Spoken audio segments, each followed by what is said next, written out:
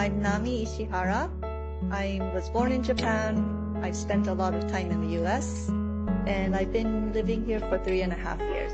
My name is Pritam, and my country of origin is Ireland. My parents are from India, and I have lived in Jakarta for 2.5 years. And my name is Qingling, and I'm from China originally, and I've been a little bit over 1 year here in Jakarta. Hi, my name is Anya, and I'm from Slovenia. Right, I'm Carl Stanaway. I've been in Indonesia 12 years. I'm a consultant. I help companies enter Indonesia to sell goods, and that's been fantastic. And I live in Kemang. Yeah. My name is Vi, and I'm from France, and I moved to Indonesia 9 years ago. So my name is Justine. I'm from France. I've been in Indonesia for 3 years now.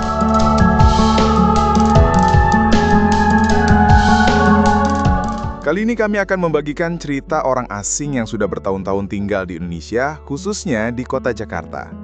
Nah, mereka ini datang dari berbagai penjuru dunia, dan entah bagaimana, akhirnya memutuskan untuk menetap di ibu kota yang super dinamis ini. Tapi pertanyaannya, gimana sih kehidupan mereka di sini? Apa yang bikin mereka betah tinggal di tengah riuhnya kota Jakarta yang terkenal macet, panas, tapi juga penuh kejutan ini? Mereka harus menyesuaikan diri dengan budaya yang jauh berbeda dari negara asal mereka. Dari bahasa, adat, makanan, sampai cara bersosialisasi.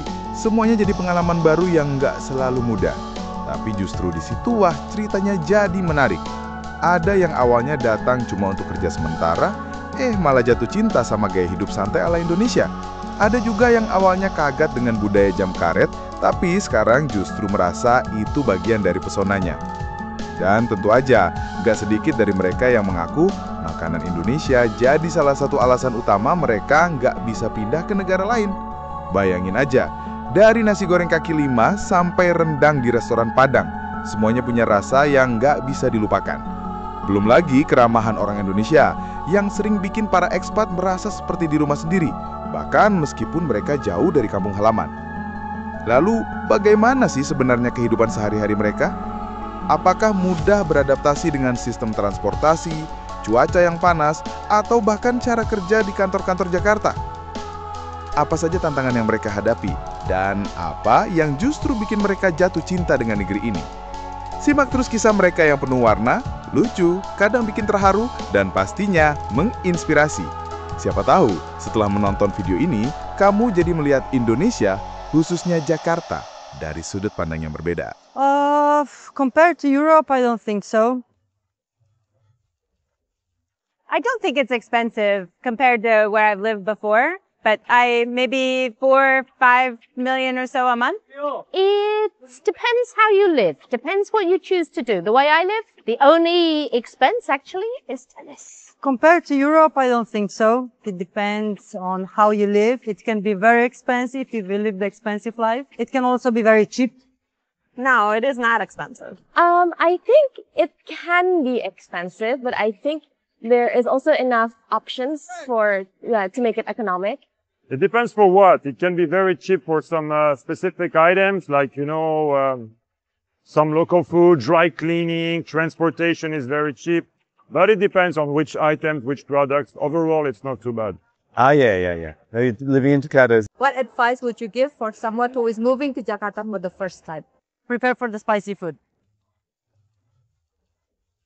Is just be ready for something new. Let yourself be surprised by the people you're going to meet, by the culture. It's so interesting. And I think Indonesia, especially Jakarta, is a place where you have so many things to do, so many people to meet. It's just wonderful. Just enjoy. Just be open to the other ones, and you will have a great time. The people are really nice, so you don't have to worry about anything. And certainly learn a couple of words in Bahasa. You're gonna come across much more nice. People are gonna love you more. Even if you just learn how to say thank you or good morning and a couple of words, you're gonna come across much easier. And prepare for the spicy food. Lucky you, right? Because it's a little bit difficult at the beginning to adjust, to get used to everything from the weather to the culture and the food, but it's a fantastic place to live. And it's got very, very friendly people. If you look after everybody and you're very nice and comfortable and learn the language a little, you'll have a good time. And everything is here. Tell me 3 best things about living in Jakarta. Ramadan is a special month for me because Okay, first of all, it's the people. You know, the Indonesians are very friendly and nice. Secondly, the variety of food. And number three, and I think it's surprisingly the nightlife scene. Jakarta has a lot of nice bars, good places for fine dining. Number one, very good food. There's always very good food. Number two, the people. And number three, the nightlife is really good. I think one of the best things is the people. It may sound a little bit cliche, but in Jakarta, it is true. And food. If you go to other countries, they say that, oh, Indonesia is just nasi padang, soto ayam. But it's not true. If you're really, really adventurous, you'll discover that Indonesia is more than just nasi goreng and nasi padang.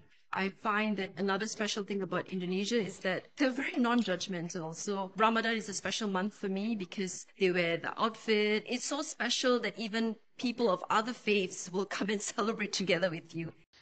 So why did I move to Indonesia? This is part one of a series of reasons. The first reason is to live into a dream that I decided to adopt many years ago. I call it the single income family, or the sole breadwinner family. In Canada, that dream died in about 1972, roughly, according to my precise calculations. It's now very common for both parents to go and work in Canada, both mom and dad, kids. Everybody's involved in some kind of activity. So the mom works full-time, the dad works full-time. And I just never agreed with that situation. I never thought that was an ideal setup. So when I was thinking about moving from Canada, I decided that Indonesia would make sense. My wife was from there to begin with. And it just seemed possible that I could go there and have an income as a man that would be enough to support my family in a comfortable way. And thanks to God, that actually has been possible. Not that it was impossible in Canada. I mean, it was doable. We did it. And we kind of just squeaked by.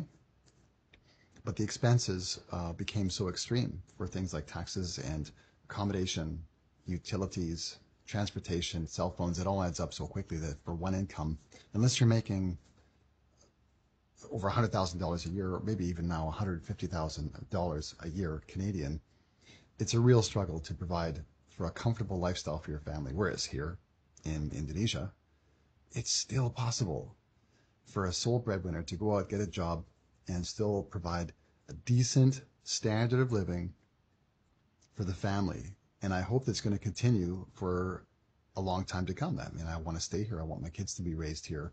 I want them to grow up in this country. And I want them to have an opportunity as well. They're both boys, you know what I mean? They're both boys. And I want them to get married and support families. And I want their wives to have a choice, you know, to work or not. If they don't work, it's fine. If they do, it's fine. But they don't have to go. I think that's the key for me, is the situation is the man is obligated to go and work and earn an income, but the woman is not. So the woman can work, okay, fine. But if she wants to stay home, I really think that it's great if she has that choice to be able to stay home. And I think the Indonesian culture supports that dream, that idea.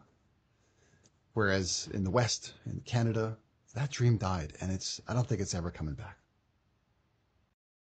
Tinggal di Indonesia ternyata jadi pengalaman yang luar biasa bagi banyak orang asing. Bukan cuma soal jalan-jalan atau liburan sebentar, tapi mereka benar-benar menetap, tinggal bertahun-tahun. Dan yang mengejutkan, mereka betah. Salah satu alasan yang sering mereka sebut sih, ya biaya hidup di Jakarta yang relatif murah kalau dibandingkan dengan negara-negara di Eropa. Tapi ternyata bukan cuma soal uang. Yang benar-benar bikin mereka nyaman adalah sambutan dari masyarakat Indonesia. Warga lokal yang ramah, murah senyum, dan gampang bergaul bikin para ekspat ini merasa diterima dengan tangan terbuka. Di negara asal mereka, mungkin udah biasa hidup serba individualis. Masing-masing sibuk dengan urusan sendiri. Tapi di sini, ada budaya saling sapa, saling bantu, dan semangat gotong royong yang bikin mereka merasa jadi bagian dari komunitas. Hal-hal sederhana kayak diajak makan bareng, ngobrol di warung kopi, atau ditolongin saat kesulitan nyari alamat, semua itu jadi momen berkesan buat mereka. Karena di balik hiruk-pikuk Jakarta, ada kehangatan yang nggak bisa mereka temukan di tempat lain. Nah, Kalau kamu menikmati cerita ini, jangan lupa buat klik like dan subscribe ya, biar kamu nggak ketinggalan video-video menarik lainnya. Dan kalau kamu pernah ketemu orang bule yang tinggal di Indonesia, atau bahkan punya cerita seru tentang mereka, tulis A aja di kolom komentar. Kita pengen banget dengar kisah kamu juga. Makasih udah nonton, sampai ketemu di video berikutnya.